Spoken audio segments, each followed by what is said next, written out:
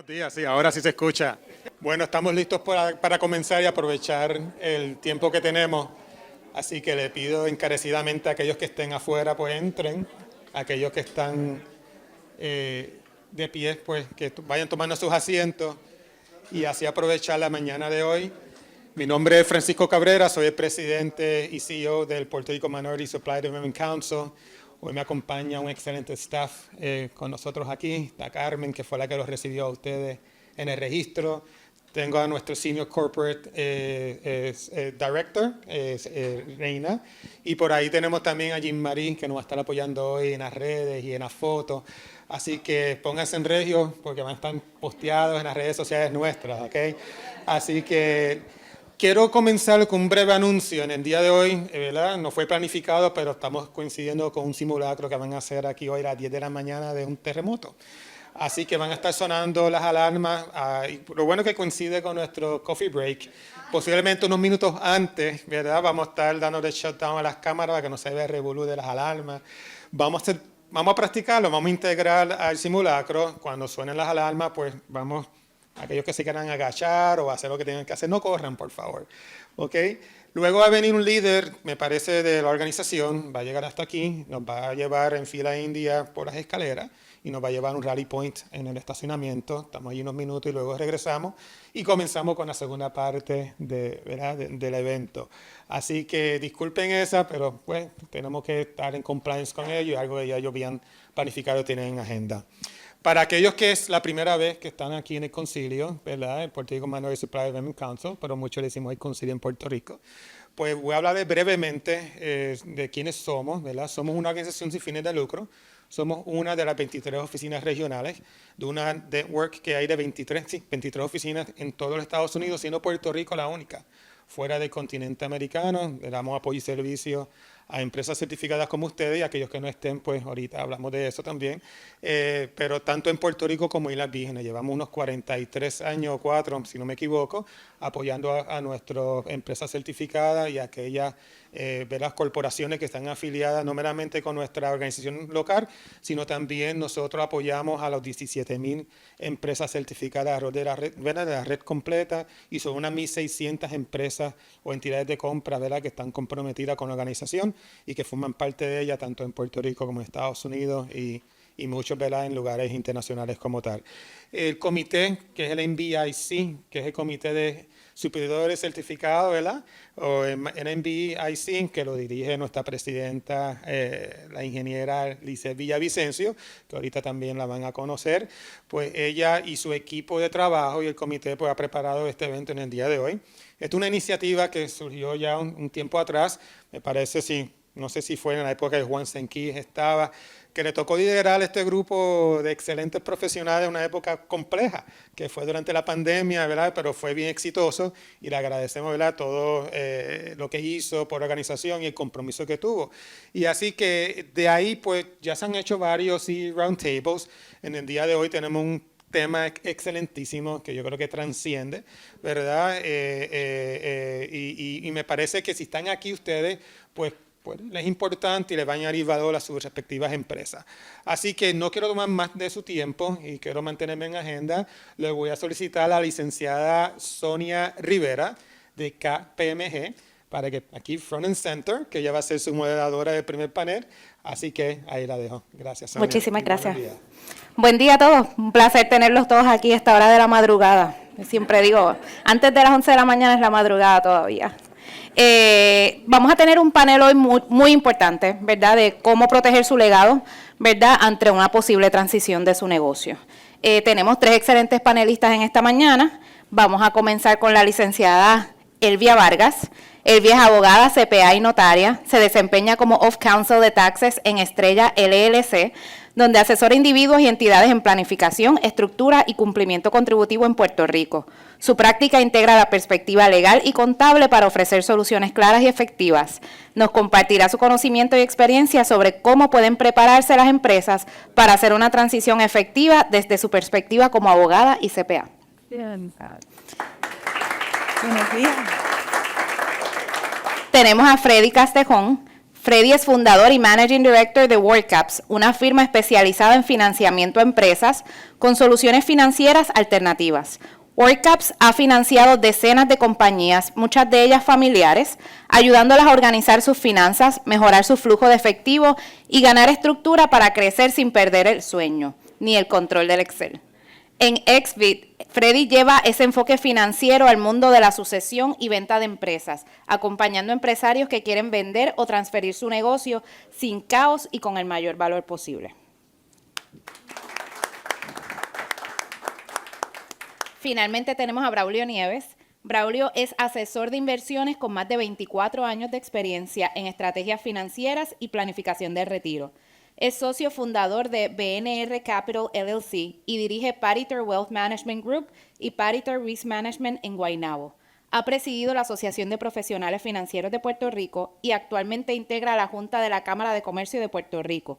Mujer Emprende Latina, asesores financieros comunitarios y es colaborador de United Way Puerto Rico.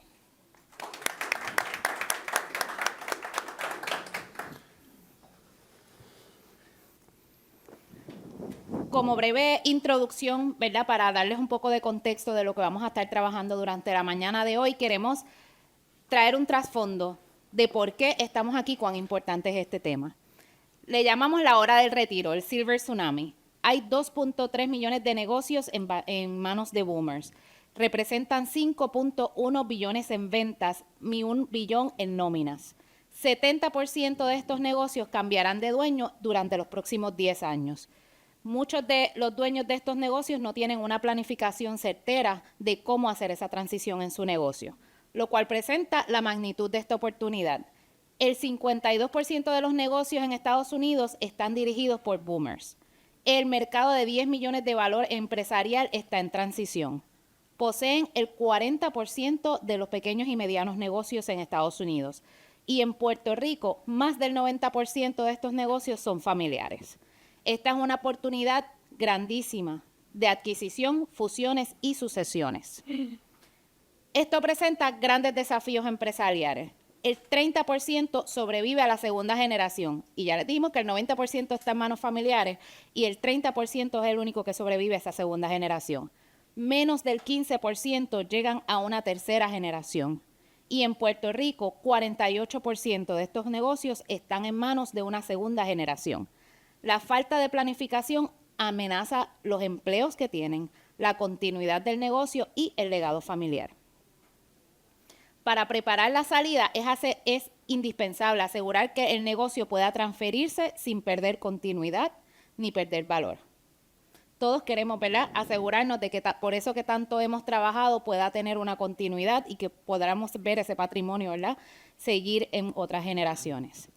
Así que, con eso dicho, vamos a comenzar nuestro panel con la licenciada Elvia Vargas, quien nos va a hablar de los aspectos legales y contratos, incluyendo capital humano, cuán importantes son en estas transiciones en los negocios. Buenos días a todos. El comienzo de suceder un negocio, ¿verdad?, y de transferirlo comienza mucho antes de tomar esa decisión de que vamos a vender o vamos a suceder a nuestra familia el negocio. Comienza antes, cuando ya entonces tenemos en mente de que en un futuro vendrá esa posibilidad, ¿verdad?, de vender.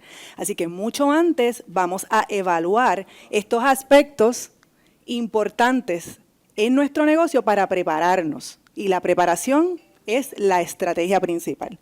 Lo primero que vamos a ver es la estructura de negocio. Estamos cumpliendo legalmente, tenemos nuestras contribuciones al día, ¿verdad?, los documentos constitutivos del negocio. Vamos a evaluar los permisos, las licencias. Mira, todos los permisos están a nombre de la entidad, están a nombre del dueño, los contratos, las licencias que están vigentes. Tenemos alguna licencia que no necesariamente está a nombre de la entidad principal. Vamos a ir a ver ese acuerdo operacional o los estatutos corporativos y qué dicen esos estatutos para suceder, ¿verdad?, en caso de que queremos hacer una venta o vamos a entregar el negocio a la próxima generación. Vamos a mirar nuestros contratos. Tenemos acuerdos, arrendamientos, suplidores, clientes. Pues es importante también que nos sentemos a la mesa y evaluemos esos contratos esenciales de nuestro negocio. Luego vamos a evaluar los riesgos ocultos. hemos tomado unas posiciones contributivas medias riesgosas en el pasado. Pues usted sabe que hay un tiempo, ¿verdad?, en que eso puede salir a la luz. O hemos tomado una posición en un contrato o alguna situación, ¿verdad?, o contratos que tenemos próximos a vencer. Pues entonces, cuando nos estemos preparando para esa salida, mucho antes de cualquier otra transacción, es importante que vayamos a ir a ver esos riesgos ocultos, ¿verdad?, que cosas que pueden suceder en un futuro cercano. Y por último, pero no menos importante, para comenzar esta evaluación también tenemos que ver nuestro capital humano. Si tenemos una estructura organizacional que ya está definida, si todos nuestros empleados tienen contratos, tienen acuerdos de confidencialidad, quiénes son el personal clave que va a permitir que este negocio continúe, ¿verdad?, operando exitosamente luego de una transición.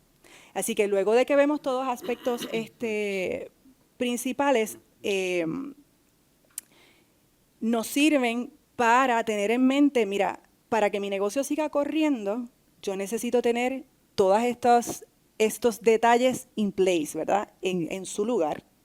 Y eso nos va a permitir a tener una transición ordenada.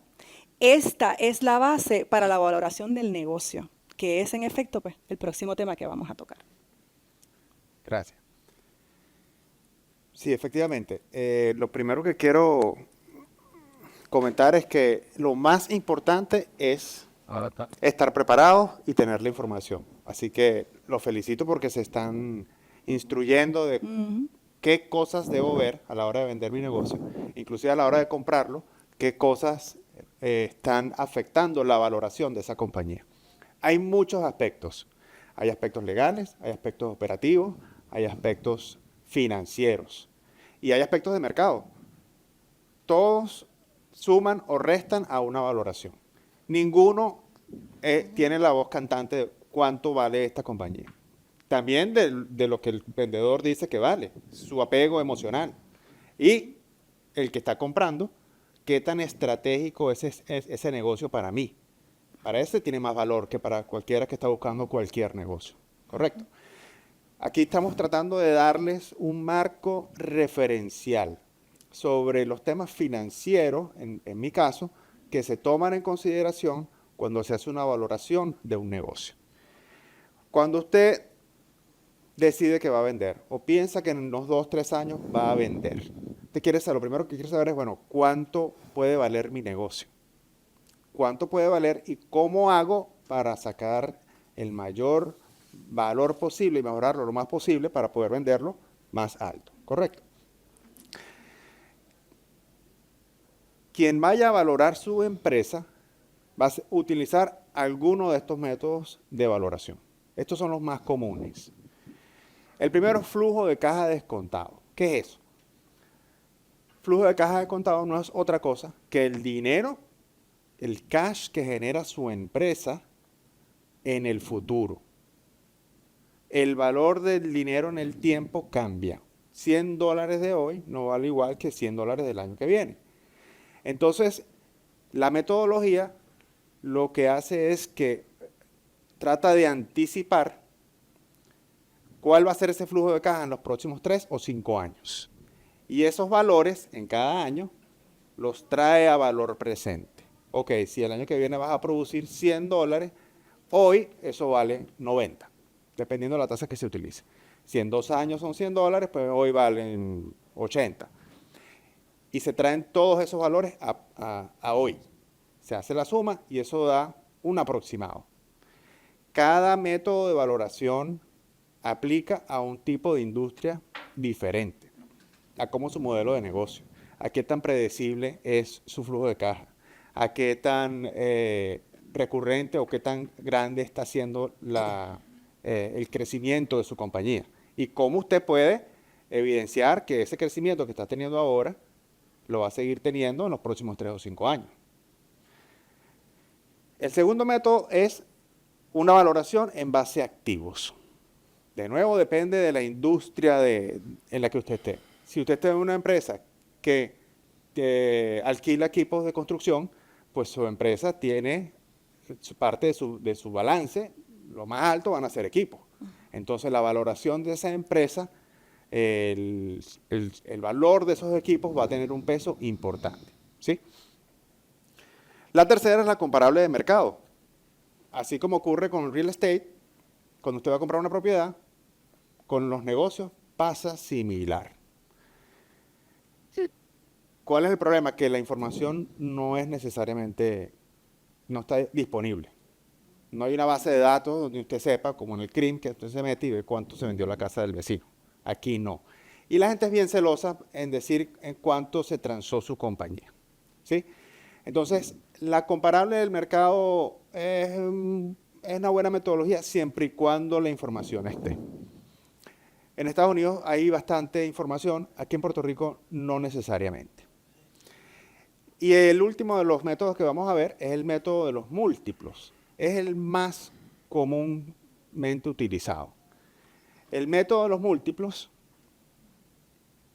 toma dos variables que son muy importantes en su compañía y en su finanza. Toma el EBITDA, que ya le voy a explicar qué es, y lo multiplica por un factor, por un múltiplo. ¿De dónde sale ese múltiplo? Vamos a ver un poco de detalle. Pues está por industria. Esto no es fijo. Esto cambia todos los meses. Todos los meses cambia. Es público.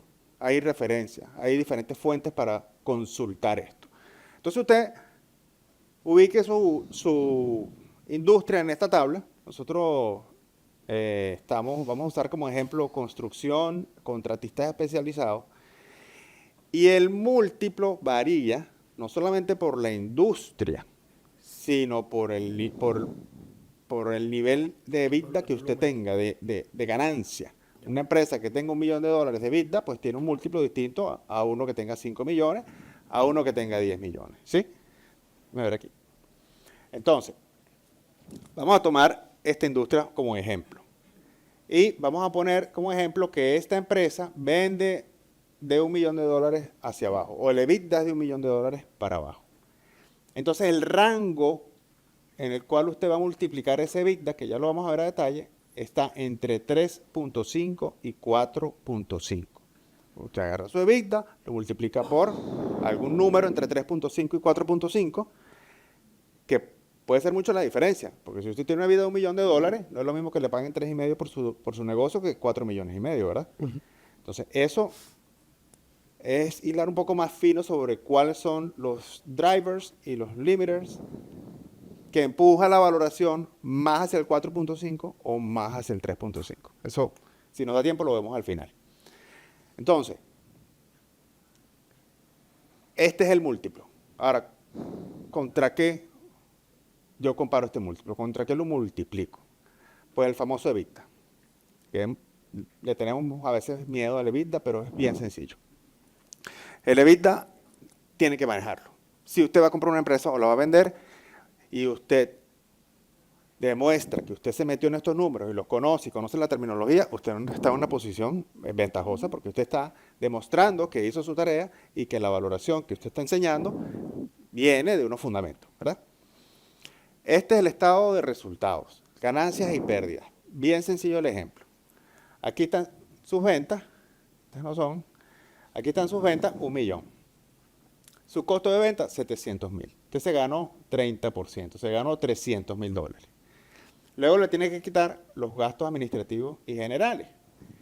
Y hay tres aspectos que usted tiene que considerar como costos, que son los intereses, la depreciación y la amortización. Así que el total de los gastos administrativos generales era $208. Su utilidad neta son $92. El EBITDA no es otra cosa que esos $92 sin considerar los intereses, la depreciación y la amortización. ¿Por qué? Porque usted quiere saber cuánto realmente generó de ganancia de esa empresa operativamente, la operación. Entonces usted lo va a limpiar de estos tres aspectos que, como quiera, no representan necesariamente la gestión de eficiencia de la compañía. Entonces su EBITDA es su utilidad, $92, y le suma la amortización, la depreciación y los intereses, le da $110. Ese es el número que usted multiplica por el famoso múltiplo que vimos en la lámina anterior. Ahora, no se quede ahí. El EBITDA, sobre todo en los negocios familiares, tiene aspectos que hay que limpiar. Hay que ajustarlo. ¿De qué hay que ajustarlo? Bueno, hay que ajustarlo, como usted quiere saber cómo fue su empresa de eficiente operativamente, usted tiene que quitar aquellas cosas que no son recurrentes. Por ejemplo, si usted tuvo un material de desecho que vendió, eso entró como un ingreso, eso lo tiene que quitar de ahí, lo tiene que restar. Si el dueño actual se paga $350,000 de sueldo, por decirle algo, pero usted que va a comprar la empresa sabe que esa posición usted la puede cubrir con una persona con $90,000, pues usted le suma esos $350,000 que están desvirtuados porque usted está pagando de más porque es el dueño, y le imputa a la operación el costo real de esa posición. ¿Ok? Entonces le suma los $350,000 a la operación y le resta 90, que es lo que debería haber costado este puesto. Usted recibe una ayuda del COVID, usted se la tiene que quitar. Usted no lo puede contar eso como un ingreso de su operación. Si usted le carga a la compañía el vehículo personal del dueño, eso también hay que ajustarlo. Entonces eso usted se lo suma, porque tú le quitaste eso a tu balance, pero realmente sí le corresponde a la operación. No es un gasto real. Así que eso le da un EBITDA ajustado. Siéntase libre de preguntarme cualquier cosa, por favor. De 268. Siempre hay cambios sustanciales. Así que no pase por alto ajustar ese EBITDA. Y pues ese EBITDA que le da 268, pues ahí sí lo multiplica por el 4, que es el factor que habíamos visto acá. Lo puse en el medio. Más tarde hablamos sobre qué cosas se empujan hacia 4.5 y qué hacia 3.5, pero eso le da una idea. Usted sabe más o menos en qué terreno está pisando la valoración de su compañía, que en este caso, pues, 1.195.000. ¿Duda? ¿Pregunta? Sí. Adelante. Y en los restaurantes, donde los capítulos, ¿esan solamente el último año o usan quizás 2-3 años más hacia atrás para llegar a un promedio? Sí, se pueden utilizar varios años, sobre todo si el crecimiento ha sido alto. Entonces, la idea es, y dependiendo también de la industria, si este año fue un año muy bueno, pues este año va a tener un mayor peso que los años anteriores, porque estás demostrando que has tenido un ingreso en una oportunidad que se puede aprovechar. Así que sí se utilizan los otros, y es bien importante eso, porque demostrar la escalabilidad del negocio hace toda la diferencia en una valoración, toda la diferencia. Y si todo lo contrario, este año a lo mejor no fue mejor porque depende del gobierno y de un año electoral y tengo que apuntarlo bien. Eso le va a afectar. Los años anteriores a esto no le van a pesar tanto. Yeah. Sí, eso le va a afectar la valoración de manera negativa. Sí. A menos que usted tenga como demostrar que esa condición ya no existe y que la empresa puede seguir creciendo a partir de que esa condición ya no existe. Pero no es el mejor de los escenarios. ¿Cómo financiamos la compra de una empresa o la venta? Porque no es lo mismo que usted salga a tratar de vender una compañía que usted diga, bueno, mira, esta empresa ya está lista financieramente para poder ser financiada por un banco o por el SBA o cualquiera de los players que más Braulio nos va a comentar. ¿Me escuchan? Sí. Buenos días, muchísimas gracias primero que nada al Concilio por este evento. De verdad que nos place estar aquí a los tres. Y muchas felicidades a ustedes por estar aquí, ¿verdad? Y escuchar estos temas, porque son, ¿verdad? Veníamos hablando en el CEO Roundtable de la importancia de que los socios, los miembros del concilio se ayuden entre ellos mismos, ¿verdad? Sabemos que la razón del concilio es también, ¿verdad?, esos contactos con los corporativos, pero aquí hay más de 400 socios, empresas, desde 2 años hasta 30 años, así que está en todo el espectro, y este tipo de temas es importante que lo conozcan, así que estamos bien contentos de estar aquí y le agradecemos esa oportunidad. Ya vimos ¿verdad? Todo lo que son los aspectos legales, ¿verdad? Y como decía Elvia y Freddy, esto es algo bien somero, es una case by case basis, ¿verdad? Porque cada situación es bien particular, pero hay ciertos temas que son estándar en este tipo de temática. Y nuestro rol aquí es que usted se vaya con esa inquietud de decir, yo puedo ser ese que está hablando ahí, o voy eventualmente a ser ese, y qué conlleva eso, ¿verdad? Porque muchas veces nosotros nos encontramos con situaciones donde el dueño no sabe qué va a hacer, ¿verdad? Especialmente en los negocios más pequeños. Más adelante va a haber un panel de diferentes empresas que han tenido salida, y compañías más grandes, eso no se ve tanto, pero en empresas más pequeñas y de familia, pues ciertamente está esa parte psicológica de qué yo voy a hacer con el negocio, si mis hijos están, si no están, cómo lo voy a transicionar, ¿no? Y a veces no se piensa de que se puede vender. Y pues, ¿verdad? El propósito de esta charla es esa, que podamos entender los diferentes elementos que eso conlleva. Ya Elvia habló de la parte legal y Freddy de lo que es la valorización. Y pues, nosotros queremos dentro de este foro ver también del lado ¿verdad? de un comprador, ¿verdad? Porque aquí puede haber también en este foro, en esta audiencia, un posible comprador que ni sabe que puede comprar. Nos ha pasado ya anteriormente donde ha venido, y Freddy tenía un cliente que quería, se fue por su cuenta porque quería comprar un negocio, pero dijo que no tenía el dinero, ¿te acuerdas, Freddy? Y la realidad es que no tiene que tenerlo, y eso es lo que vamos a hablar ahora. Hay oportunidades de financiamiento para adquisición de negocios. Y es importante que lo conozcan, porque usted no necesariamente tiene que tener el cash en mano para hacer esas compras. Y de hecho, las transacciones que usted ve en la prensa de billones de dólares no se compran cash. Todo eso es financiado. ¿Okay? Y de eso vamos a hablar ahora. ¿Verdad? Y de manera somera, lo que es la banca tradicional, pues para negocios comerciales, pues hay financiamiento. Aquí pues sabemos que hay 3 bancos principales, hay otras cooperativas y demás que a veces hacen sindicatos, y está el Banco de Desarrollo, y tienen su peculiaridad. Pero sabemos que típicamente el down payment, el equity que tiene que poner un comprador es más alto. Si se fijan ahí, le está hablando de entre un 20 a un 30% de equity, aparte de otros gastos, requiere, ¿verdad? Colateral y buen crédito, pero sabemos todos que es un proceso lento. La banca es bien conservadora, pero es parte de ese brazo financiero que está disponible. Yo me quiero concentrar un poco más en los otros 2, que tal vez son los que son un poco menos conocidos. Voy a empezar por el SBA 7(a) Loan Program. ¿Por qué? Porque el SBA tiene financiamiento en Puerto Rico. Ya hace muchos años, pero yo personalmente lo vi más activo luego de María. Luego el dinero que se repartió en la economía, también ellos activaron fuertemente estos programas de financiamiento. Y es interesante porque a diferencia de la banca tradicional, ese tipo de préstamo, el equity es mucho menos, típicamente un 10%. Entonces, si tú vas haciendo esa matemática que ya Freddy les enseñó a nivel de múltiplo, y puede haber aquí un posible comprador o alguien que le puede interesar una empresa que ha visto o una industria, sepa que si esa industria o ese negocio, como bien mencionamos, produce buen cash flow y tiene buena venta, tiene diversificación de clientes, es financiable. El banco lo va a financiar porque ahora se verá, no es SBA que financia, es el banco. El SBA funciona como un garantizador, igual que los préstamos de hipoteca. ¿Okay?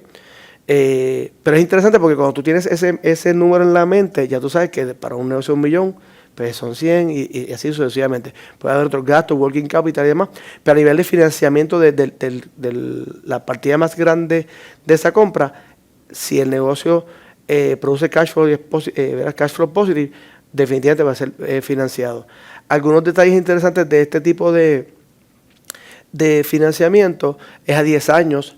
Si la compraventa envuelve real estate, entonces te lo aumentan a 20. Si es solamente para comprar el negocio, ¿verdad?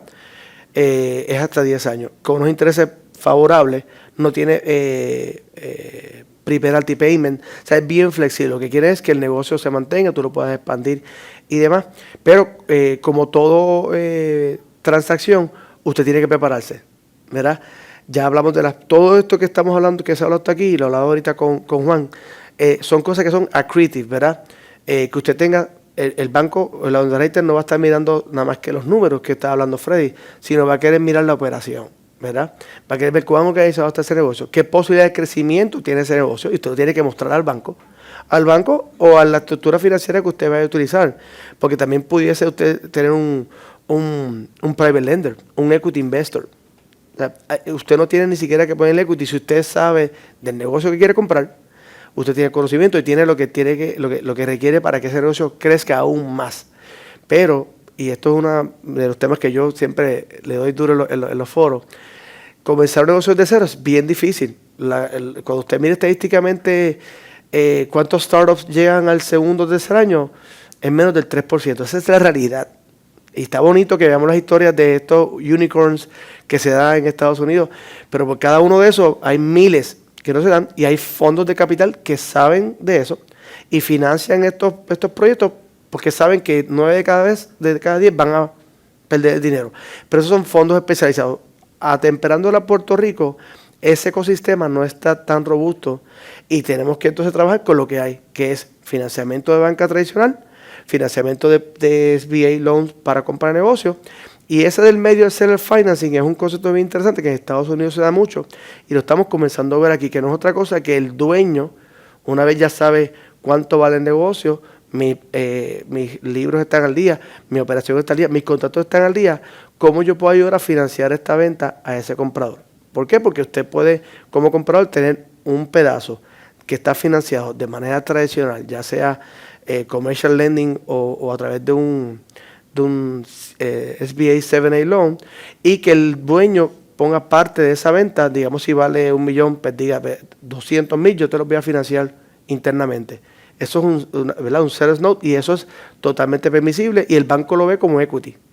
Así que hay miles de maneras de tú poder estructurar esa compraventa de una manera eficiente para ambos lados, porque más adelante vamos a tocar el tema de, ¿verdad?, los aspectos de taxes en esa transición en el vendedor, ¿verdad? O ya sea la sucesión, que conlleva eso contributivamente. Pero mi punto con este slide y dentro de la charla es que hay financiamiento para esto. De hecho, si el negocio es saludable, vamos garantía de que el financiamiento va a estar. Porque como el SBA garantiza ese préstamo, el banco no asume riesgo. El banco no se queda con eso en sus libros. Así que él hace el underwriting, pide la información, financia y entra la garantía del SBA. Como le mencioné, hemos visto múltiples transacciones donde hay seller finance también, donde el dueño está financiando. ¿Por qué el dueño haría eso? Porque a lo mejor tiene otros activos líquidos y quiere mitigar sus taxes y hace una venta aplazada. Puede ser a 5 años, o se hace a 7 con put a 3 o a 4, en lo que el que entra coge las riendas de negocio, lo va corriendo desde del mismo, y ¿verdad? Ahora pienso, el posible comprador del cash flow del negocio es que va a ir repagando ese préstamo, ya sea con la estructura del SBA o una combinada del SBA con Seller Finance. O sea que hay múltiples maneras de establecer este tipo de estructura. Importante también que en ese financiamiento usted sepa, pues, como decía Freddy, que en qué industria usted está, la diversificación de clientes, de suplidores, ese working capital, que es importante en esa transición, ¿verdad? Porque compramos el negocio, pero hay unas nóminas que hay que pagar y hay unos gastos de agua, luz, que estamos dando los aumentos en el costo de la luz. Así que todos esos elementos usted tiene que considerarlos. Ahora estoy pensando de vista del comprador, porque habíamos hablado anteriormente, Sonia, que también podíamos hablar temas del lado del comprador. Todos esos temas son importantes para que usted, down the road, ¿verdad?, no se encuentre con situaciones que mencionaba Elvia ahorita en un compartir de situaciones legales, una demanda, porque cuando usted está comprando, o usted compra un asset purchase o en equity purchase, ¿verdad? Y cada uno tiene su variante. Aquí el Sonia es abogado y asienta porque sabe que es así. O sea que hay un proceso de due diligence, y lo vamos a hablar más adelante, que ambas partes tienen que tomar. Y usted debe asesorarse con un profesional, porque aunque aquí estamos hablando someramente de que usted puede, muchas de estas cosas, hacer el cálculo matemático usted y revisar sus contratos, en ese momento que usted vaya a tomar esta decisión, orientarse con profesionales para todo este tipo de soluciones. En la parte de financiamiento existen, hay muchos transacciones dándose, y a nivel del vendedor, pues que sepa, mira, yo puedo vender esto. Muchas veces, y usted a lo mejor tienen compañeros, he escuchado historias de gente que simplemente cierra el negocio. Mis hijos se fueron de Puerto Rico, no les interesa, pues no le veo continuidad, porque eso también es algo mental. no lo veo continuidad porque es que esto es para mis hijos. No es para tus hijos nada, el negocio es un negocio. Usted quiere, el legado a sus hijos es el amor a sus hijos, el que si usted vende negocio le deja algún tipo de capital en vida. O sea, él no es, ¿verdad? No pierde herencia porque en Puerto Rico pues no podemos desheredar a nadie, como Estados Unidos, que usted puede dejar sus activos a la Iglesia Católica si usted quiere. En Puerto Rico no. Así que nuestro rol también en el grupo es empezar a quitar un poco esa mentalidad de que es que el negocio, si no es para mis hijos, no es para nadie. Eso no es correcto y las historias que vamos a ver más adelante así lo demuestran. ¿Cómo se financia? Aquí están las opciones y con mucho gusto las podemos discutir más adelante para que tengan preguntas en particular. Y muchas gracias. Muchísimas gracias. Ciertamente, ¿verdad? Yo que trabajo en KPMG, somos una firma de CPA de auditoría, asesoría y contributivo. Y hemos visto muchos de estos casos y a veces no es solamente limitarse a pensar que son pequeños y medianos negocios. He visto casos que han empezado, han creado un imperio en Puerto Rico, pero lo siguen corriendo el negocio como si fuera un pequeño y mediano negocio, ¿verdad? Y al momento de hacer ese due diligence, de hacer esa radiografía del negocio cuando van a vender, es muy complicado porque hay muchos aspectos que no han tenido, ¿verdad? Que no han llevado como se supone, aspectos contributivos, en mi caso es lo más que veo, obviamente, pero aspectos regulatorios, aspectos legales. Entonces quisiéramos entrar ahora con la licenciada Elvia a hablar un poco, ¿verdad? Unas preguntas de esos aspectos que hay que mirar cuidadosamente antes de transferir un negocio. Por ejemplo, cuáles son los documentos y acuerdos legales más importantes que se deben tener listos, que es algo, ¿verdad?, para lo que estamos aquí esta mañana, para prepararnos para ese momento en si vamos a hacer una venta de un negocio. Mira, como les comentaba ahorita, debemos comenzar por esos documentos constitutivos. A veces lo más básico. Vamos a entrar al Departamento de Estado a ver qué dice allí. ¿Quiénes son los principales del negocio que aparecen en la persona autorizada? Muchas veces, ¿verdad?, en mi experiencia, vamos a hacer un cambio en el Departamento de Estado y no sabemos ni a quién le llega el email para autorizar, ¿verdad?, el poder acceder a ese portal de esa corporación. Así que cuando nos estamos preparando, debemos comenzar por lo más básico, la organización de la entidad. Que tenemos esa LLC al día, que está en cumplimiento, que no tiene más de 3 informes anuales sin radicar. Mira, si eso pasa, su entidad está cancelada y usted no lo sabe. Vamos a comenzar por lo más básico, los documentos organizacionales. Revisar ¿verdad?, ese Departamento de Estado y esos documentos de formación y ver que estén al día, ¿verdad? Las personas autorizadas son las que tienen que ser. Y vamos a mirar entonces nuestros contratos esenciales. ¿Quiénes son nuestros clientes, nuestros suplidores? ¿Tengo limitaciones en los contratos? Si yo quiero mañana, el año que viene, en 6 meses, en el tiempo que sea, transferir este negocio, salir, venderlo o que se queden mis hijos, ¿yo tengo una limitación de contrato? En alguno de mis contratos con mis suplidores o con mis clientes, pues esas cosas tenemos que evaluarlas desde ya. También vamos a ver otros contratos importantes. Los permisos, ¿están todos a nombre de quién tiene que ser? Tenemos marcas registradas, ¿a nombre de quién? ¿De la corporación o del dueño del negocio? ¿Verdad? Vamos a ir a mirar esos aspectos también importantes porque ahí es que vamos solidificando qué es la entidad y qué tiene y que esa persona jurídica que es separada de mí, a veces le tenemos mucho cariño a nuestros negocios, pero no nos damos cuenta que tenemos una persona que está separada de mí. Y entonces esa entidad que está separada de sus dueños debe ser la responsable, ¿verdad?, y la tenedora de todos los contratos y de todas esas aspectos que componen su valor. Así que nos movemos. Formación, documentos organizacionales, contratos, y nos movemos a la propiedad, a los permisos, a las licencias, tenemos franquicias, qué tenemos, a nombre de quién está y qué limitaciones podemos tener en cuanto a esos contratos. Y luego vamos a hacer una introspección, vamos a mirar los contratos con nuestra gente, nuestro capital humano. Tenemos una cultura, ¿verdad?, un diagrama organizacional, a quién le toca hacer qué, cuáles son las posiciones importantes para que este negocio continúe. Como dueños de negocio debemos aspirar a tener un negocio que trabaje por sí mismo, ¿verdad?, que no dependa del dueño para que pueda funcionar.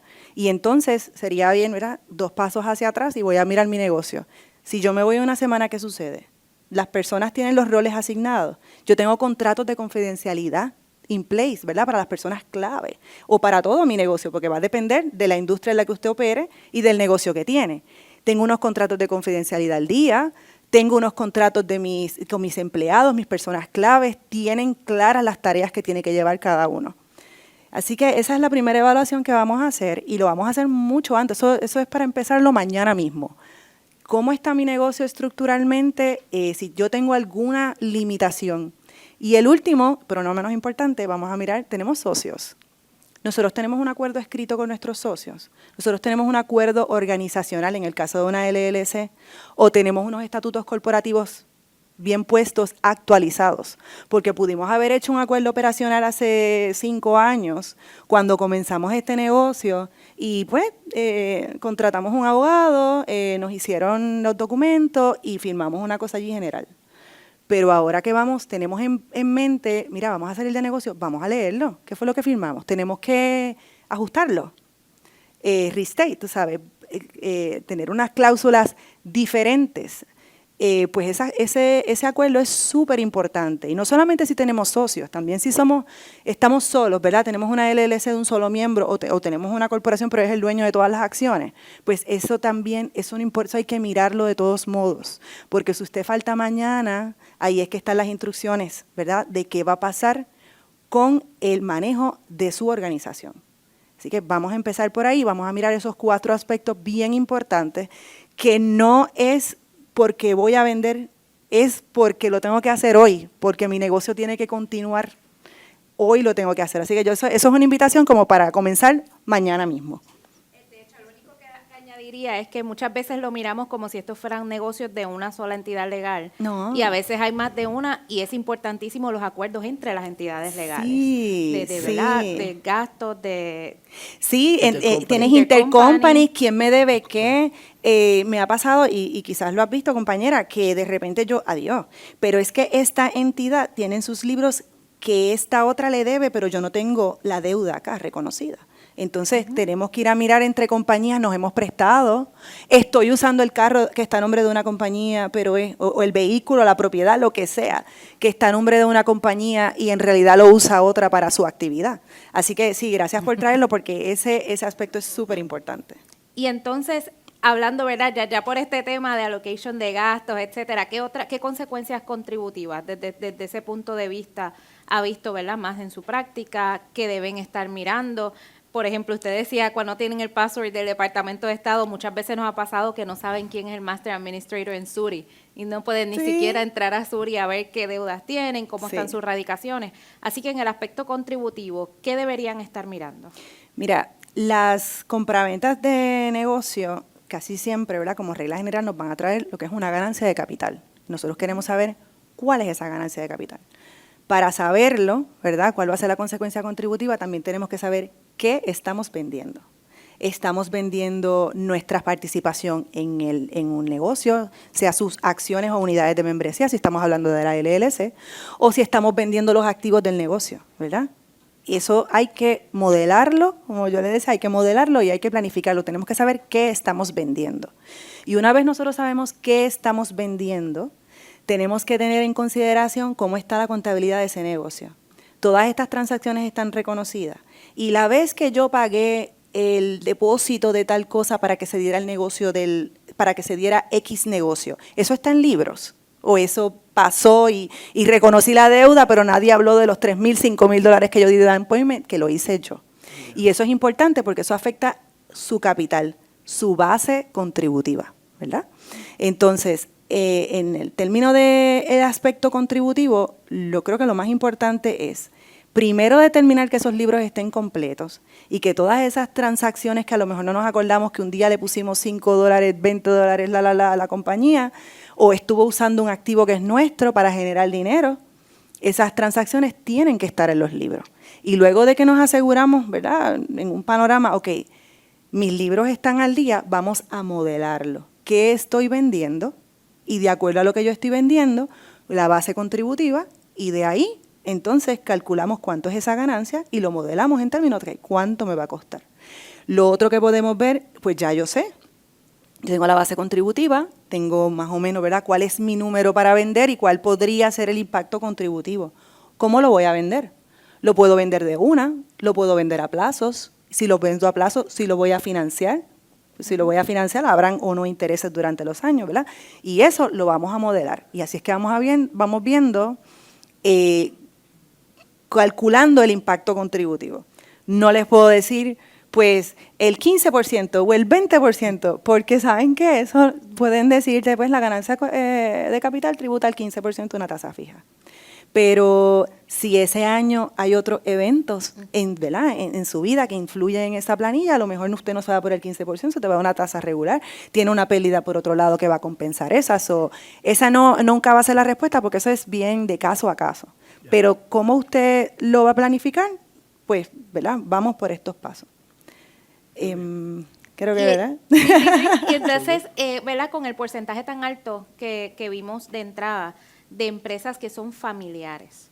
En ese caso de empresas familiares, si es una sucesión, ¿verdad?, a los hijos, ¿qué aspectos usted recomendaría tener, ¿verdad?, fijos, tener al día desde ya para esa sucesión?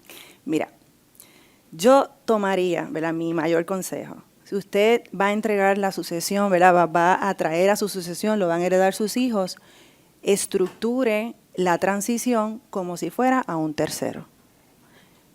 Volvemos a la base, vamos a hacer ese due diligence, vamos a mirar nuestros documentos, vamos a poner nuestros libros al día, vamos a trabajar con un profesional y vamos a hacer una valorización que esté documentada. Y le vamos a poner un precio que está con una fórmula que está documentada, ¿verdad? Hemos llegado a estos números, este es el valor del negocio y esto es lo que vamos a entregar. ¿Cómo lo vamos a entregar? Pues eso depende. ¿A quién y cómo? Si son a nuestros hijos, si vamos a venderlo o si va a haber una combinación entre una donación y una venta, si lo vamos a financiar nosotros, ¿verdad? Esos otros aspectos.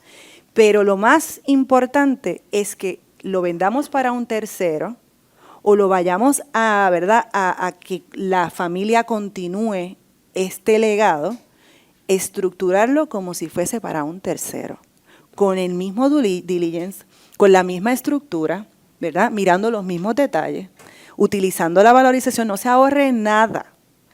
Entregar a esa próxima generación no solamente el negocio, el conocimiento, ¿verdad? Vamos a traer a que sepan el conocimiento, los contactos, los pormenores del negocio para asegurar que haya una verdadera continuidad de negocio. Y vamos a avalar el plan.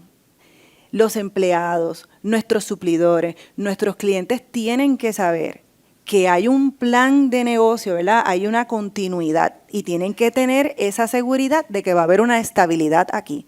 Que aunque yo saco mis piecitos de ese lugar como principal del negocio y va a entrar una nueva administración, pero el negocio continúa, ¿verdad? Y hemos asegurado tener todos estos elementos puestos en su lugar para que haya una continuidad de negocio. Entonces, comunicamos nuestro plan, entregamos conocimiento, ¿verdad?, a esa próxima generación que va a adquirir el negocio y lo tratamos como un negocio a tercero, la mejor estructura, ¿verdad?, posible. Nosotros, los financieros, inclusive, no solamente recomendamos que se trate como si fuera un tercero, sino que no recomendamos que se herede.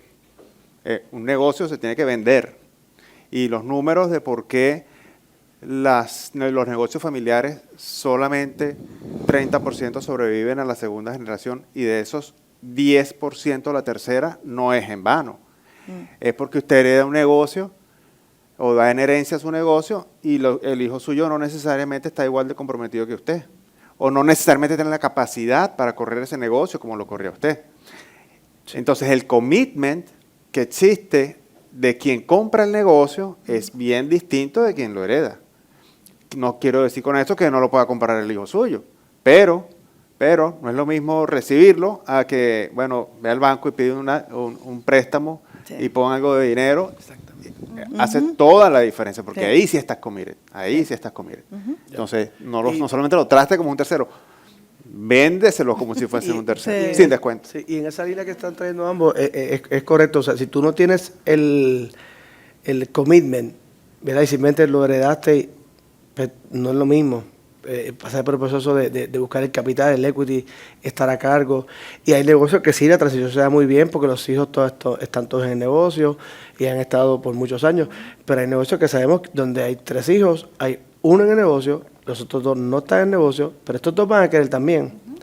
Así que hay una dinámica familiar. Nosotros, dentro de los servicios que trabajamos, hacemos un servicio de family meeting, porque estos son temas, como dice Elvia, que no los va a hablar usted el día que el mes antes de vender o ese año. Usted tiene que hacerlo con muchos años de anticipación si la intención es esa, que los hijos están en el negocio. Y aunque no estén, sepan, esa transición en algún momento se va a dar. Y esa conversación comienza desde bien temprano, de que sepa, dependiendo de la determinación que usted tenga, de si yo lo voy a vender, aunque sea a mis hijos, es una venta. Y entra aquí, y si no le interesa comprarlo es porque no le interesaba hacer el negocio, y it's okay. Exacto. Él va a heredar como quiera cuando usted lo venda al tercero. Exacto. Porque en Puerto Rico, ya hablamos anteriormente, se hereda. Pero esos elementos que mencionamos son importantes, y qué bueno que trajiste, Freddy, porque no es lo mismo cuando tú lo cedes que cuando es una compraventa, porque el commitment es bien diferente. Y ahí él va a demostrar si realmente le interesa ese negocio. Y más importante, que es una de las preguntas que a lo mejor vamos a tocar, ese vendedor también tiene que vivir, tiene que saber cómo él va a tener su estilo de vida, porque no se murió. Estamos hablando aquí que él va a transicionar. Pues cómo planifica esa transición a esa próxima etapa de su vida, que puede ser 20, 25, 30 años más. Así que son muchos elementos, aparte de financieros, de familia, en el caso de los negocios que sean de ese tipo, porque más adelante va a hablar de negocios que no fue así, pero negocios de familia pues son dinámicas distintas. Me ibas a preguntar, perdón. No, y son negocios, es muy importante que no son solamente financieros, son aspectos que no son solamente financieros, discúlpame, también hay aspectos culturales y reputacionales, ¿verdad? Que no necesariamente puede tener la capacidad financiera totalmente el hijo de correr el negocio, pero su cultura es distinta, y si la cultura es un aspecto importantísimo de esa empresa, como lo es de casi todas, puede ser disruptivo Otra generación. para la empresa. Definitivo. Así que ciertamente es un Hay muchas dinámicas factor. que no son necesariamente las que están en Las blanco y negro. Sí, en contratos o en finanzas. Totalmente. Vamos a abrir a preguntas y respuestas. Les voy a pedir, los que tengan preguntas, que utilicemos un micrófono, que no sé dónde está aquí, que utilicemos el micrófono, ¿verdad?, para beneficio de la grabación. Y solamente quiero mencionar que ya mismito va a sonar la alarma del shakeout, pero cuando No se terminemos, asusten. continuamos. Faltan 5 minutos para que nos den la alerta del el simulacro. Así que vamos a hacer esta preguntita y luego vamos a detenernos para que entonces podamos concluir con el simulacro. Gracias por toda la información que nos han estado ofreciendo el día de hoy. Mi pregunta, ¿cómo podemos ir cambiando la mentalidad empresarial de que los negocios no se heredan, se venden? ¿Cómo podemos ir cambiando eso? Voy a empezar yo y después Freddy le sigue, porque particularmente nosotros estamos trabajando mucho en ese tema con el grupo de Brexit, porque sí, tienes razón, esa mentalidad en Puerto Rico es bien fuerte, es bien arraigada, es algo que en Estados Unidos se trabaja hace muchos años, nosotros lo estamos implementando aquí, de tú ir llevando esas generaciones, no cuando ya son adultos, inclusive esos family meetings que mencioné anteriormente, no es otra cosa de ir llevando esa familia, tal vez desde los hijos, desde los 15, 16 años, no están en el negocio, simplemente que entiendan el entorno familiar de negocio, de capital, de finanzas del negocio, y que vayan viendo y conociendo un poco, no tal vez la idiosincrasia del día a día del negocio, sino de que aquí hay unos activos, aquí hay un negocio, que eventualmente esto va a pasar a un tercero, que puede ser usted si le interesa, o a otro grupo, pero en una venta. ¿Por qué? Porque uno de los elementos que yo traía es que el activo más grande que tiene un dueño de negocio pequeño es el negocio.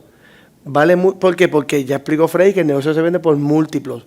Así que yo que soy financial planner, que trabajo con las cuentas líquidas de inversión de un cliente, yo sé que el dinero donde más dinero tiene no es ahí, es en su negocio. Pues él tiene que entender que él tiene que tener una eventual salida porque le van a pagar 2 veces 4 veces, 5 veces lo que genera ese negocio. Y eso es un cambio sustancial en sus finanzas y eso hay que planificarlo. Y yo que típicamente trabajo con el dueño, él tiene que verlo para él. Suena un poco egoísta, porque es que mis hijos y el legado. Usted se fajó un montón de negocios, no fueron ellos, ni el tercero que lo va a comprar. Así que tú lo quieres por su justo valor. Pero eso hay que educarlo, ¿verdad? Porque si se lo dice después que lleva 15 años en la empresa y nunca lo han mencionado, pues definitivamente va a haber un roce. Pero definitivamente estoy de acuerdo con lo que dijo Freddy. En la medida en que hay una compra-venta, hay un compromiso mayor. Porque como dijo Sonia, hay issues culturales, generacionales. Tal vez hay 100 empleados y se llevan súper bien con el founder, pero el hijo de papá, el hijo de papi, eso pasa. Y todas esas cosas, aunque él tenga el mérito, hay que trabajarla. Pero definitivamente nosotros estamos en una encomienda sustancial de que el empresario sepa que el negocio es para venderlo, sea a sus hijos o sea a un tercero. Y como dijo Elvia, por el justo valor, y se comienza con tener una valorización clara, ¿verdad? Un valuation de ese negocio e ir educando. Porque lo menos que tú quieres es, como decía Freddy, que tú cediste el negocio a la próxima generación y el negocio lamentablemente no pasó a la próxima porque hubo una sana planificación, unas situaciones que no se cubrieron y el negocio poco a poco pues fue bajando. Como decía Elvia, si la cara del negocio eres tú con tus suplidores y con tus clientes, bendito, eso no puede ser así. Tienes que transicionar a que haya una gerencia para cuando tú te vayas de viaje un mes o vayas a vender, el suplidor no se te vaya. O el cliente diga, es que ya no está Lisette Villavicencio, que era con que me traía café y no donita, ya no está ese toque. Es que no depende de eso, depende de la estructura. Así que es un tema que es interesante y gracias por la pregunta, de que el empresario que está aquí, esos 400 y pico de socios de Concilio, que son dueños de empresas, tienen que pensar así. Sí, yo agregaría que es muy importante saber las expectativas. ¿Qué expectativas tienen los hijos suyos dentro del negocio? ¿Qué están aspirando? ¿Les gusta o no les gusta? Eso es bien importante conocerlo. Y así como la empresa hay que manejarla como si usted la fuese a vender mañana, también es cierto que todas las empresas están en venta. Todas las empresas están en venta. Entonces, la empresa suya, usted hable con su contable, hable con su abogado y le dice, ¿sabes qué? Vamos a hacer una valoración. Yo quiero entender qué tengo aquí, cuál es el valor. Y su contable, su abogado, expertos de los brokers, van a tener compradores interesados. Y ahí, cuando se lo sientan enfrente, entonces ahí es que usted va a decir, bueno, ¿cuál es la mejor salida? ¿Se los voy a dejar a mis hijos o lo vendo y le doy más bien el cash a mis hijos? Pero abrir esa ventana de que la empresa suya pueda ser valorada para que se abra la posibilidad de que cuando le toquen la puerta no solamente esté listo, sino que consideren que su empresa pudiese estar a la venta. Y es una estrategia que usamos mucho los intermediarios, los brokers. Yo toco la puerta porque a un precio todo está a la venta, o todas las empresas están a la venta. Entonces, ¿cómo hacemos para que esto esté listo? ¿Cómo hacemos para incorporar esa empresa en ese listing?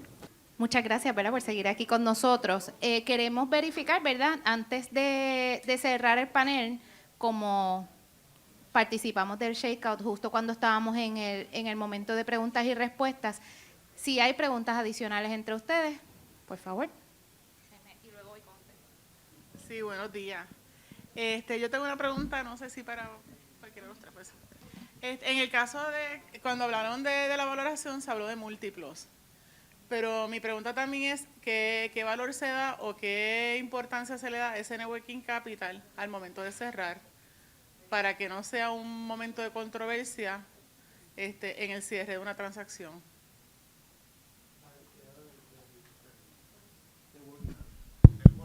Networking capital, sí. Porque obviamente hay un efectivo y hay un inventario corriendo, entonces, ¿qué pasa? Yo puedo entonces esperar una cosa al momento de vender y al momento de comprarse a otra. Y entonces, ¿cómo se maneja esa parte para ser justo? Quiero mirar de ambos lados, como compradora, como vendedora. Cuando tú haces una transacción, si te vas a nivel de múltiplo, porque si es compra activo, pues obviamente eso es parte del cómputo. Pero ¿cómo uno mezcla eso?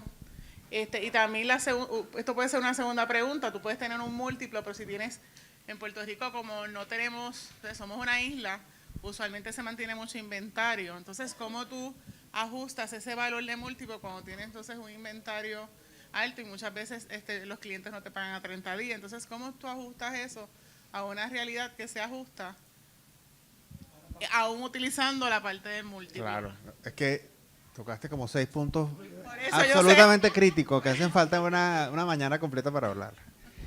La respuesta corta es, el real estate hay que contemplarlo y sumarlo en la valoración, por supuesto. Working capital es uno de los aspectos más olvidados y para mí el más importante a la hora de una valoración. Para mí es el más importante. Más que si estás vendiendo o no. Mejor dicho, más que si estás ganando o no. Porque en tu profit and loss puedes estar ganando $1 millón abajo, pero si no estás cobrando, no tienes el cash. Y eso quiebra empresas. Entonces, hay que entender cuáles son las maneras de optimizar ese cash flow. Eso es crítico. Pero aún teniendo un cash, perdone que le interrumpa, sí. un cash flow optimizado, como tú consideras para esa transacción, tú decir, porque yo puedo tener un cash flow hoy, 3 semanas más tarde, o un mes más tarde, o 6 meses más tarde, al punto del cierre puede ser algo diferente. Sí. No, el que está comprando tiene que considerar ese cash flow que le tiene que inyectar a la compañía. Y ese cash flow es para cubrir las cuentas por cobrar, para cubrir el inventario. Eso tiene que ponerlo el comprador. Y de eso le resta las cuentas por pagar. Pero eso no es algo que yo le sumo al valor que me da de los puntos. Sí, pero el cash flow es bien importante que se considere. Uno cuando saca el múltiplo viene del EBITDA. Exacto. Y el EBITDA, entonces ya tiene el ingreso. El EBITDA no ve el balance general, ve el estado de ganancias y pérdidas. Entonces, en el estado de ganancias y pérdidas está el ingreso más los otros costos. Pero ahí no está el edificio. Ahí no está el valor del inventario. Eso hay que sumárselo. Entonces, el que va a comprar tiene que considerar no solamente el precio de venta, sino cuánto dinero queda atrapado en la operación. Principalmente es el inventario. Y el inventario está cambiando todo el tiempo. O sea, que la valoración del inventario, el día que usted saque el cálculo del EBITDA y le sume real estate y le sume cuánto tienen cash flow preso en la operación, eso va a ir cambiando constantemente. Pero en el momento que usted haga el cierre, el que está comprando, usted ya le enseñó los números. Y le dijo, ok, aquí yo tengo que tener en inventario por lo menos 2 meses. Él tiene que proveer ese dinero para inyectar en la compañía como working capital. Y si la compañía tiene, o lo puede utilizar del préstamo, o si la compañía tiene por cobrar $500,000, él tiene que aportar eso también. Entonces, de nuevo, el EBITDA viene del estado de ganancias y pérdidas. ¿Sí? Ahí está el ingreso, se restan los costos operativos y ahí le da el ingreso neto. Eso no está contemplando el balance general. No está contemplando las licencias, las patentes, el royalty, la cartera de clientes. Todos esos aspectos suman a la valoración. Entonces, la respuesta es, eso hay que considerarlo desde el principio. No cuánto hay, sino cuánto se necesita de cash flow, porque eso lo tiene que poner el que está comprando. Él tiene que saber que una vez que entre en la compañía, él tiene que inyectar en esa compañía un dinero para que la operación corra. Está bien, pero si ya tú tienes un inventario adecuado al momento Sí. de compra, él tendría, o sea, a ese evita, ¿verdad? Eso yo lo tengo claro. Sí. Lo que no tengo claro es el plus. Ya yo tengo mi múltiplo. Sí. Eso lo tengo claro. Pero entonces tú tienes un balance general. Y entonces en ese bajado tú tienes por decirle $1,800,000 entre inventario y accounts receivable. Sí. Pero claro, tienes unas deudas, por el lonetea, el networking. Eso lo tiene que pagar. Eso es adicional. Claro, al múltiplo. por supuesto. Eso es lo que Sí. El concepto que yo entendía era que el evita era, si te ibas por evita, era el múltiplo y se acabó. No. El EBITDA le dice cuánto vale su operación. El que viene a comprar, él quiere saber qué tan eficiente es su operación y cuánto cash esa operación produce. Eso está en el balance, en el estado de ganancias y pérdidas. Pero hay otras cosas en el balance general. que tienen valor. Eso hay que sumarlo, por supuesto. Entonces, cuando se hace el cálculo del múltiplo, lo que dice, bueno, esta compañía, ¿cuánto genera en valor? ¿Cuánto genera en cash? Bueno, tanto. Ok, yo estimo que esta empresa, en función a las proyecciones que tenemos, bueno, eso va a ser un crecimiento en los próximos 5 años. Entonces, pero a la hora del cierre de la transacción, él está evaluando cuánto produce la compañía y en función a eso le pone un múltiplo que depende del mercado. Pero si hay real estate, hay que sumárselo a la valoración, hay que sumárselo. Si hay inventario, hay que sumárselo. Si hay cuentas por cobrar, se netean con las cuentas por pagar, también. Eso es dinero que tiene que poner el comprador de su bolsillo. Pero eso es working capital, eso no añade valor a la operación, pero sí añade monto al precio de compra. Así es. Así es. Es como si usted se llevara el inventario. Usted se fue, entregó la compañía y se llevó el inventario. Él tiene que volver a comprar inventario. Pretty much él le está comprando el inventario a usted. Eso hay que sumarse. Sí. Las transacciones compraventa son sin cash. Usted se lleva todo el cash que está en la cuenta. Vamos a pasar a una última pregunta antes de pasar al próximo panel. Una rapidita, pero es por mi perspectiva, porque nosotros somos Organizational Development, y ustedes mencionaron algo, yo creo que los tres, sobre la cultura y las personas clave. Y quería yo entender cómo ustedes ven el valor de eso. Porque para mis clientes nosotros tratamos de explicarles eso, pero cuando vienen ustedes es mejor. Se ven dólares, ¿entiendes? Quisiera que abundaran sobre eso, si pueden. ¿Quieres hacerlo tú?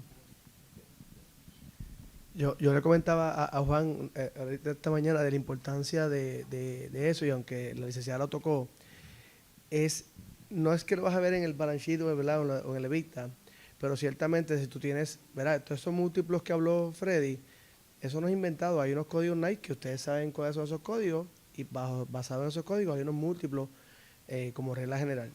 Pero tú puedes tener dos negocios que están en los mismos rangos a nivel de volumen de venta y múltiplos, pero cuando tú vas a hacer ese due diligence adicional, eso que se llama un QOE o Quality of Earnings, que tú estás mirando, levantando la tapa, ves que hay dos negocios y tú eres el comprador, pero ves que uno tiene procesos actualizados, contratos actualizados, la empleomanía sabe exactamente lo que tiene que hacer, hay un dueño, pero el negocio corre sin el dueño porque hay un capital humano ahí que entiende perfectamente lo que es, versus uno que es el misma industria, vende igual, pero todo es a papel, es shaking hands con el dueño es el que tiene la relación de hace 25 años, cuando tú miras, él es Cucagome, ¿verdad? Corre prácticamente todo, o no le gusta ceder, o no deja crecer a los empleados internamente. Esos son accretive que aunque tú no lo ves en el estado financiero, definitivamente, porque el que compra se está arriesgando, ¿verdad? Ya tú te vas, pero el que compra dice, yo compro esto, yo quiero que esto continúe y yo lo quiero llevar a otro nivel, pero yo no quiero que vaya hacia atrás de lo que creó Juan o lo que creó Pedro, el que sea. Así que ese capital humano es vital, políticas in place, ¿verdad? Porque dependiendo de lo que estés comprando, sí, claro, todo esto te estoy hablando si es un stock purchase, porque si es un asset purchase, pues yo le compré el inventario a Juan y vámonos, yo no tengo que ver nada más con eso ahí. Pero cuando yo estaba hablando de comprar la entidad completa, que también tú puedes tener ongoing concerns, y ahí la abogada puede hablar de que venga una demanda después o una situación, todos esos elementos son importantes que ese capital humano, ¿verdad? Por beneficio de la empresa, ¿verdad? Y retención de empleados, que sabemos que hoy en día es un issue, es vital. Pero los que miran el negocio, no solamente está viendo la parte financiera, esa diríamos que es el core, pero yo también quiero ver la operación, yo quiero ver los empleados. ¿Cuántos años llevan esos empleados ahí? Porque hay tanto turnover y tiene uno que me dijo que tiene 25 años subempleado. Pues esta persona no se va a ir de aquí. ¿Ves? Todos esos elementos de capital humano, yendo a tu pregunta, son vitales en un entorno completo de la visibilidad que tú quieres tener de ese negocio antes de adquirirlo. Así que definitivamente es importante. No sé si le añado a eso, ¿verdad? En eso que él menciona, vamos a destapar la olla. Para enseñarle, para poder dirigir a ese cliente, a ese dueño de negocio, a que mire su capital humano. Pues sencillo, estamos en una reunión, ¿cómo corre la empresa? Cuéntame. En auditoría lo tenemos que hacer, ¿verdad? Tenemos que hacer una evaluación de controles internos. y tenemos que escuchar, preparar una narrativa que nos la provee la gerencia de cómo son los procesos en la organización. Entonces, cuando estamos auditando, y en este caso no es que estamos auditando, pero vamos entonces a utilizar ese mismo concepto para equipar a nuestros dueños de negocio a cómo ellos van a evaluar su capital humano. Y nos sentamos con ellos. Cuéntame, llegó un cliente. ¿Cómo llegan los clientes? Para empezar. Entran por la puerta, me llaman, me lo refieren. Ah, perfecto. ¿Y qué pasa? ¿Quién los contacta? Entonces vamos haciendo una narrativa, ¿verdad?, de cómo se van dando los procesos en la empresa. Y lo vamos llevando, porque ahí estamos ayudando al dueño de negocio a identificar sus propias fortalezas y debilidades. Tengo una persona que se encarga de X proceso, o otra vez, no, ahí voy yo y vuelvo y lo hago. Ahí voy yo.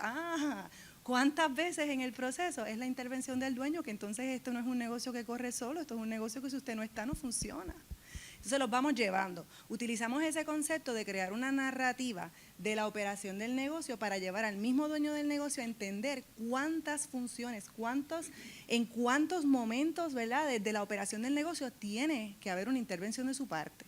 Y de ahí poder hacer esa estructura organizacional, porque a lo mejor no lo tiene. Tiene un diagrama de la organización que algún día hizo alguien porque un banco se lo pidió. Pero, ¿de qué nos sirve? ¿Verdad? ¿Qué es eso? Mira, pues entonces ya hicimos esta narrativa, ya sabemos en cuántos puntos, desde que llegó mi cliente hasta que salió, desde que comenzó el negocio hasta que salió, en cuántos puntos ese dueño de negocio toca o no la operación. Y si necesitamos una persona clave, porque a lo mejor tenemos allí alguien capacitado. Mira, y a veces uno mismo lo identifica, pero esa es que la persona que me recibe aquí al frente solamente la tienes atendiendo personas y cuando yo le hago una pregunta me sabe contestar, lo sabe resolver. A lo mejor es una persona que le podemos dar, tiene la capacidad, lo que necesitan son las herramientas y el entrenamiento para tener una posición más, ¿verdad?, neurálgica, importante en la organización. Así que para contestar eso, ¿cómo yo le hago eso entender a ese dueño de negocio? Recorran el negocio. En un papel, en un 1, 2, 3, ¿cómo se dan los negocios aquí? Anda, par. Y así también lo llevas a esa introspección de, espérate, ¿verdad?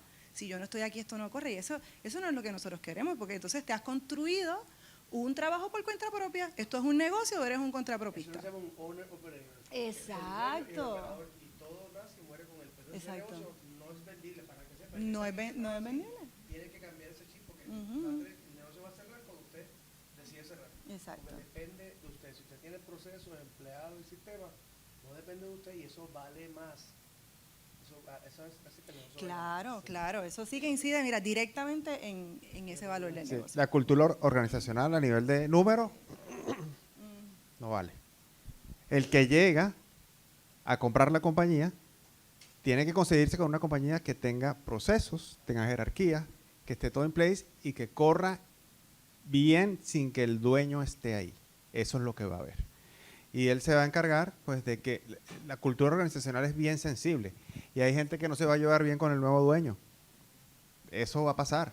Entonces, eso es bien difícil de medir, pero no solamente medir, sino una vez que lo mides, cuánto vale y cómo lo conservas en el tiempo. Entonces, la realidad es que el que llega a comprar tiene que saber que el negocio puede correr sin que él esté sentado ahí. Porque el que viene a comprar un negocio no viene a comprar un trabajo. Entonces, tiene que tener los procesos en place para que él le dé el valor a eso y entonces el valor de la compañía es más alto por eso.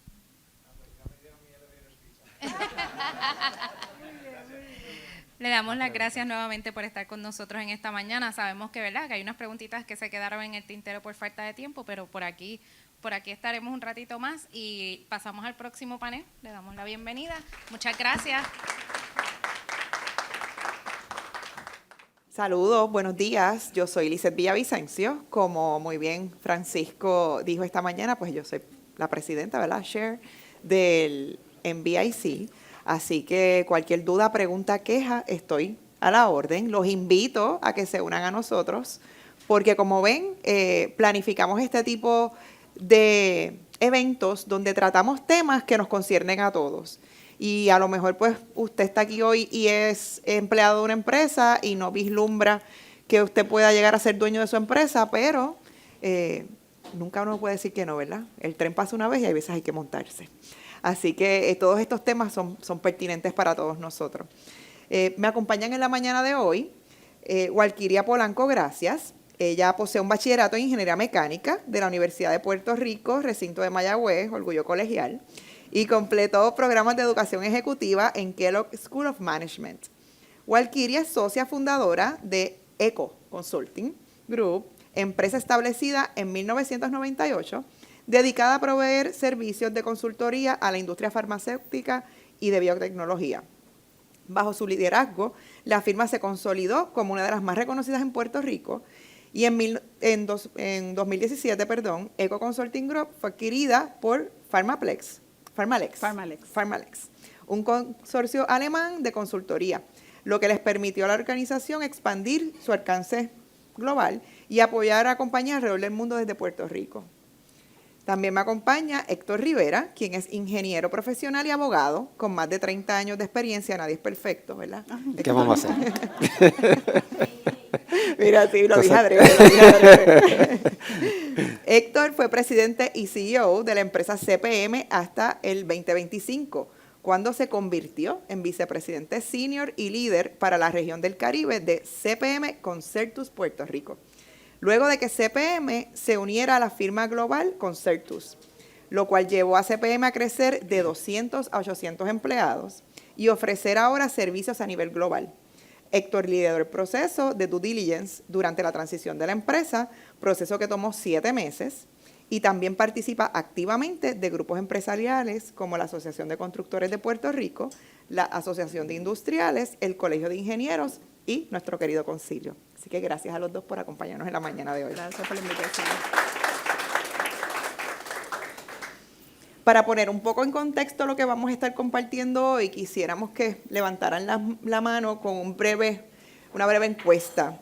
¿Quién ni ha comenzado a pensar en que tiene que hacer una venta, una transición en su negocio? Tenemos una manito. ¿Quién ya sabe que de 2 a 5 años, de 5 a 10 años, tiene que trabajar esta transición? Súper, me incluyo. ¿Y quiénes ya están en el proceso? Perfecto. Muy bien, estamos la mayoría, sabemos que lo tenemos que hacer. Quizás no lo queremos mirar todavía muy de cerca porque sabemos que es doloroso, pero sabemos que lo tenemos que hacer. Yo soy segunda generación, por eso es que me pidieron que liderara este panel, ¿verdad? Así que pues me toca el tema bien de cerca. Mi papá estaba en la industria de la construcción, los hijos vinimos a trabajar con él y él se retiró ya hace unos años. Así que pues conozco en carne propia estos procesos. Y sí, es bien importante el aspecto personal, ¿verdad? Es un negocio, y hay que tratarse como profesionales, pero el aspecto personal, siempre de tratarnos con respeto durante estos procesos, yo les diría que es la clave. Nosotros somos 4 hijos y somos 3 hermanos los que estamos en las empresas. Y gracias a Dios, toco madera, hasta el sol de hoy, y ya van unos bastantes años que mi papá se retiró, pues seguimos haciendo el negocio exitoso y creciéndolo. Y con mucho respeto entre nosotros mismos y con los demás empleados. Y lo digo porque es bien importante que el que viene, sea hijo o no, entienda que la base de todo es el respeto. Que uno llega nuevo, que la gente a veces te mira como que, porque es hija del papá, está aquí. Pues yo tengo que demostrar que porque yo soy hija de mi papá, me merezco estar aquí. Y eso yo creo que es una clave bien importante de inculcarle eso a nuestros hijos si vienen al negocio o a estas generaciones jóvenes, ¿verdad? Que van a ser parte de nuestros negocios eventualmente. My 2 cents.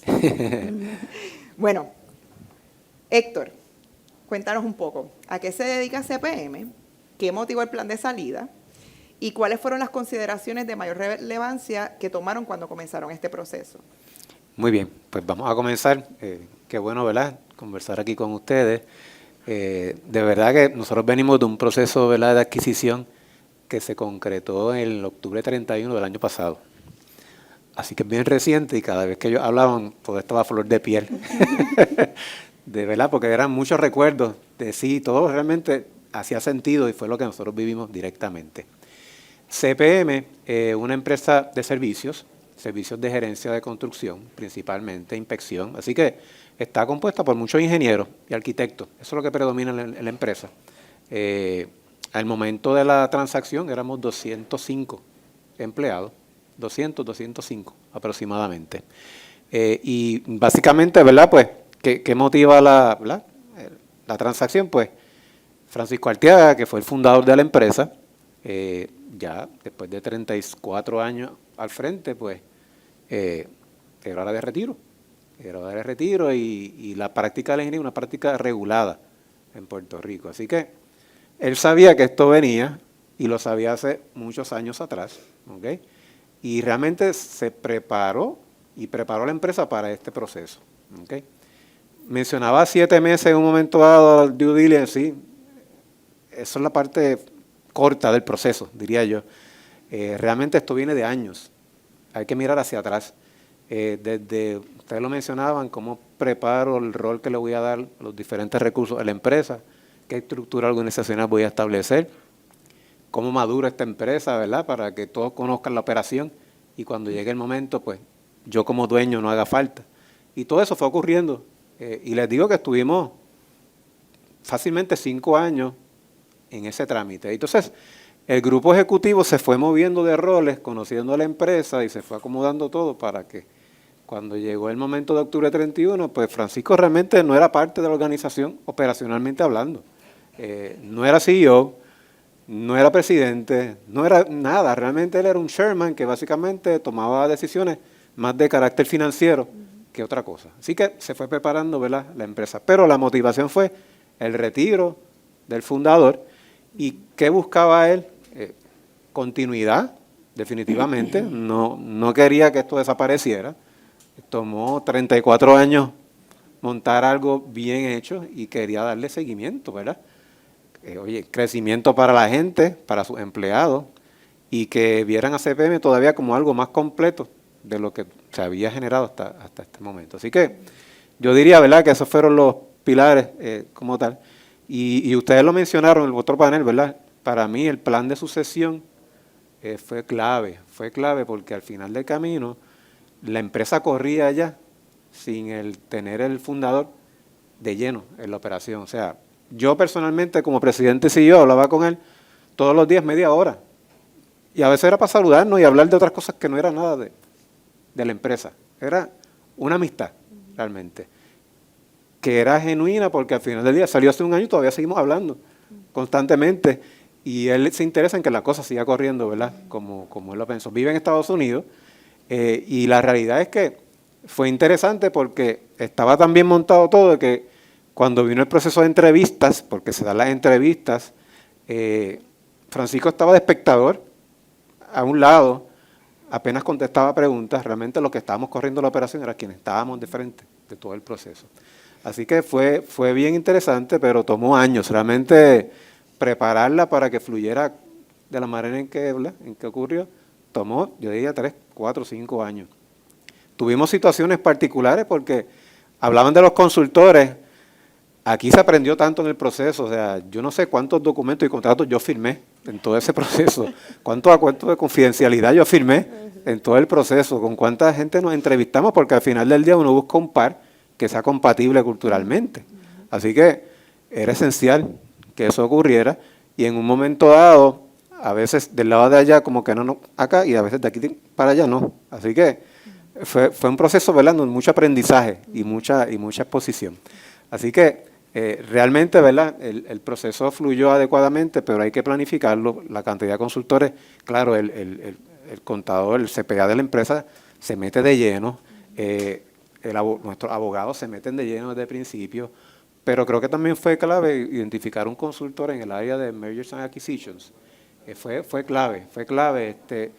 Les tengo que decir que se contrató una empresa en Estados Unidos, no fluyó como queríamos, así que luego de un año de ver opciones, decidimos apagar ese esfuerzo y contratamos otra segunda empresa que ubica en la área de la Florida para que nos ayude. Y es así, esa empresa se movió rápido, al momento tenía 10 opciones de momento no, hay 10 opciones más hasta que cayó el fit adecuado. Así que la realidad es que es un proceso que requiere mucha consultoría porque por lo menos para nosotros era todo nuevo y necesitamos que nos guiaran durante, ¿verdad?, todo ese trámite. Así que creo que eso contesta la pregunta. Sí, y yo creo que es clave lo que los varios puntos que diste de esto es un tema que mientras antes tú lo empieces mejor. Y yo soy de la opinión que uno tiene que correr un negocio como si lo fueras a vender mañana. Alguien me dijo hace muchísimos años que todo lo que yo tengo está en venta. No le puedo decirle la otra parte del chiste que me dijo, porque no lo están grabando. Pero sí decía, todo lo que yo tengo está en venta. Y a mí me hizo mucho sentido, porque es correcto. Sí, y ustedes saben esos cuentos de gente que llega a la puerta de la casa de alguien y le dice, te doy tantos millones de pesos por tu casa. Y la persona le dice, aquí están las llaves. Y lo mismo pienso yo que puede pasar con nuestros negocios, ¿verdad? Y más hoy en día que ya esa mentalidad ha cambiado, porque Arteaga en eso pues estaba adelantado a su tiempo en entender, y quizás hay dos factores que ahorita hicieron una pregunta por acá sobre ese tema, de cómo hacemos entender a estas generaciones, ¿verdad? Y usando un poco de la experiencia, yo creo que hay dos cosas, y me incluyo. En nosotras las mujeres es ese sentimiento maternal de que este es nuestro hijo. Para nosotras es un hijo, y despegarnos de un hijo, pues, ¿verdad? Es bien complicado, pero tenemos que con los números, con la data y con ese deseo de que la empresa continúe, pues, darnos cuenta de que es lo que le conviene a la empresa y a nuestros empleados. Y quizás un poco más del lado de los caballeros, pues el ego, ¿verdad? De que esto lo hice yo. Pues, pero de igual manera, pues ver que queremos que nuestros empleados continúen y el valor añadido que damos a la industria en la cual estamos inmersos. Así que de esas alternativas que ustedes evaluaron, ¿por qué se decidió proceder a la integración del modelo de private equity y cómo ha sido esa experiencia luego de ya un año? Un año, casi, sí. completada la Vamos a la transacción. ley de 2 semanas.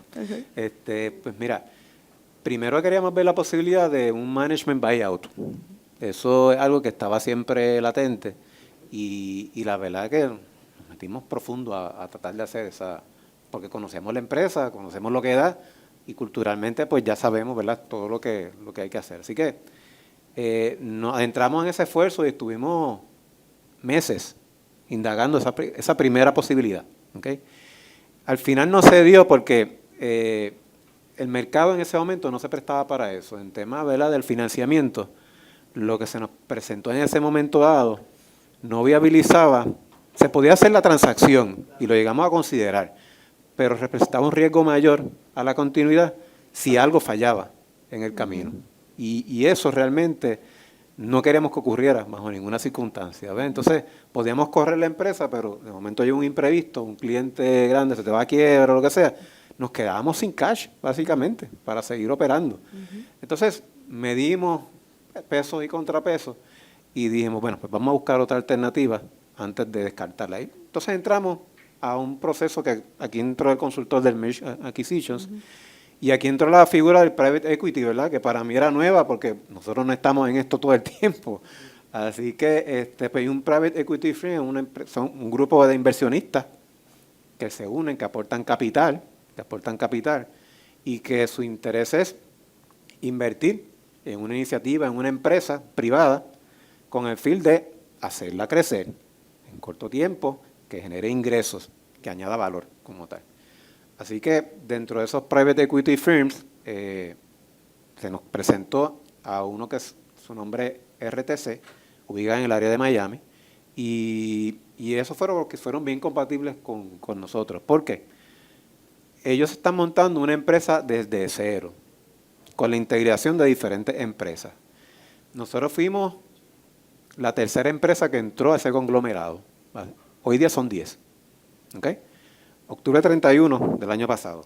Sí, y lo que nos llama mucho la atención es que han hecho esto anteriormente, han sido exitosos, dejan que las empresas funcionen como lo han hecho siempre. ¿Okay? Nosotros funcionamos como siempre lo hacemos. Sí hay un tema de reporting y demás, pero funcionamos como usualmente lo hacemos. Nosotros conocemos bien el negocio.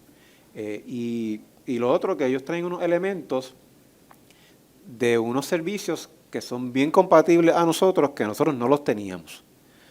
Por ejemplo, hay una de las empresas que, la primera que entró, que es Enstoa, es experta en manejo de digital, en manejo de inteligencia artificial, pero enfocada en el área de la construcción. Nosotros no teníamos eso. Representa una oportunidad nueva para nosotros. Unos clientes que antes no podíamos ver, ahora los podemos ver.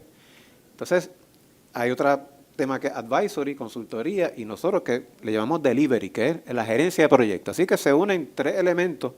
Nosotros hacíamos delivery en un 100%, que es la ejecución de proyectos. Hacíamos parte de advisory, yo diría como un 20-30%, pero digital no hacíamos nada. Así que nos llamó mucho esa atención, ¿verdad? Porque se veía algo innovador. Y lo hemos visto en el camino, ¿verdad? Que nosotros ahora mismo a través del conglomerado se generan soluciones de inteligencia artificial para nuestros clientes en la gerencia de proyectos. Honestamente no he visto a nadie de la competencia que haga eso.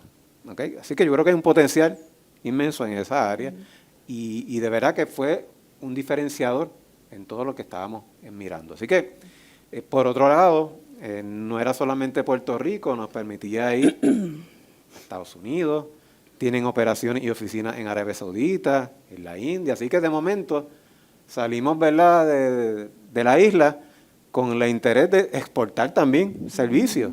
Y entonces eso también nos llama mucho la atención. Dato curioso, ¿verdad? Nosotros tenemos un cliente aquí